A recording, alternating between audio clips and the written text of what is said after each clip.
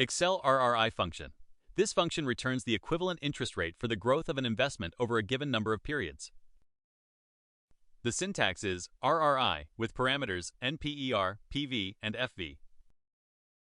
There are three arguments: NPR, the number of periods for the investment; PV, the present value of the investment; and FV, the future value of the investment. Here's an example. We have an investment over 48 periods with a present value of 1,000 and a future value of 1,100.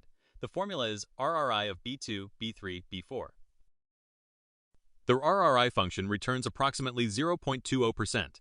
This is the equivalent compound interest rate per period needed for the investment to grow from 1,000 to 1,100 over 48 periods. Watch out for common errors. A value error occurs when any argument is not a valid type. A num error occurs when any argument value is invalid. Key points to remember.